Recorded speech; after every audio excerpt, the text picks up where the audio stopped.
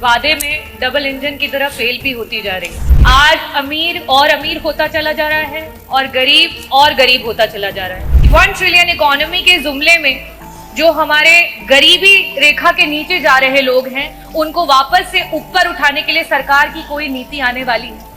अध्यक्ष महोदय, मैं आपका आभार व्यक्त करना चाहती हूँ कि आपने मुझे उत्तर प्रदेश की अर्थव्यवस्था, जिसका दावा कर रही प्रदेश सरकार 1 ट्रिलियन इकोनॉमी का, उस पे प्रश्न पूछने का अवसर दिया। अध्यक्ष जी, जहां देश को 3 ट्रिलियन इकोनॉमी और प्रदेश को 1 ट्रिलियन इकोनॉमी का दावा कर रही है ये सरकार, वहीं वे अपने हर वादे में डबल इंजन की तरह फेल भी होती जा रही है। देश को विश्व गुरु बनाने की बात कर रहे हैं, लेकिन आज इकोनॉमिकल डिस्पैरिटी में देश विश्व गुरु बन चुका है। आज अमीर और अमीर होता चला जा रहा है और गरीब होता चला जा रहा है।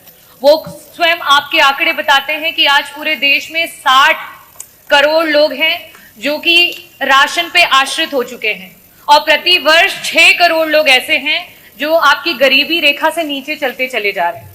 वही अगर हम मिडिल क्लास की बात करें, आरबीआई का आंकड़ा ये बता रहा है कि आज से 2010-2011 में जो एक मिडिल क्लास की आमदनी थी, सेविंग थी, वो जीएसडीपी का 25% हुआ करती थी और आज इस समय में 5.1% पर आकर के रह गई है।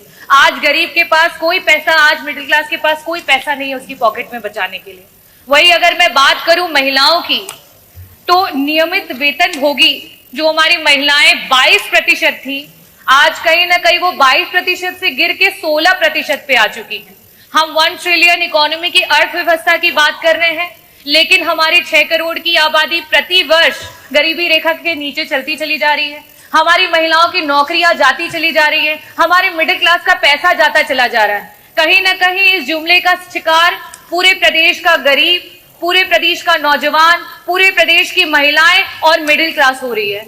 मेरा प्रश्न जो था वो अर्थव्यवस्था से लेकर के था कि 1 ट्रिलियन इकोनॉमी प्रदेश कब तक पहुंचा देगा, और साथ ही साथ मेरा प्रश्न था कि वो कौन कौन से विभाग हैं जो सबसे ज्यादा और सबसे कम कंट्रीब्यूट कर रहे हैं और उनको किस तरीके से उनके कंट्रीब्यूशन को बढ़ाया जाएगा।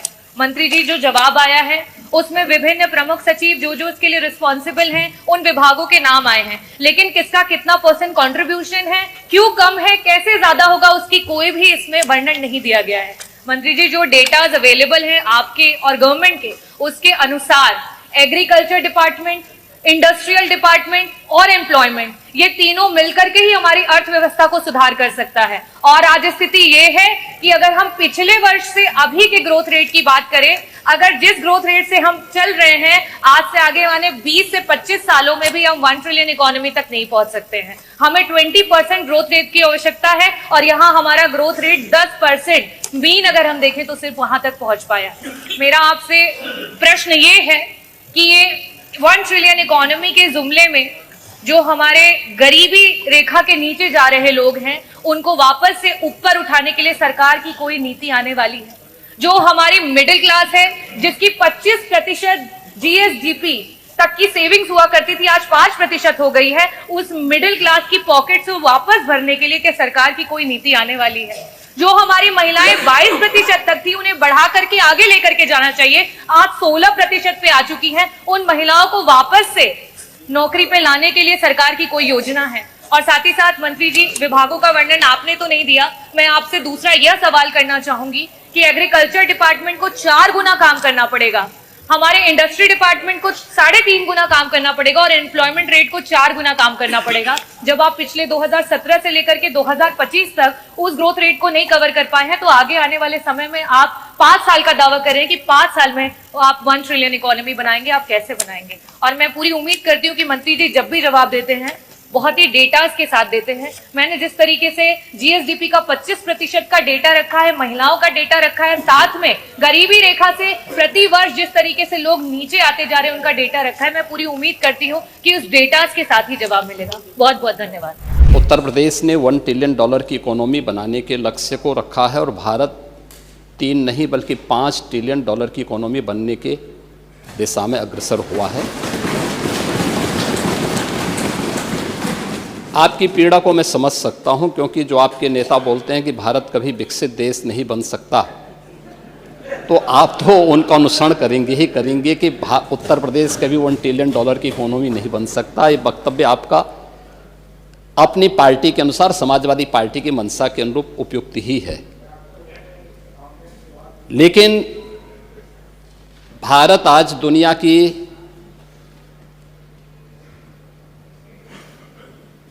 पांचवी बड़ी अर्थव्यवस्था बन चुका है और 2027 में भारत $5 ट्रिलियन की इकोनॉमी बनेगा, इसमें कोई संदेह नहीं। और दुनिया का सबसे तेजी के साथ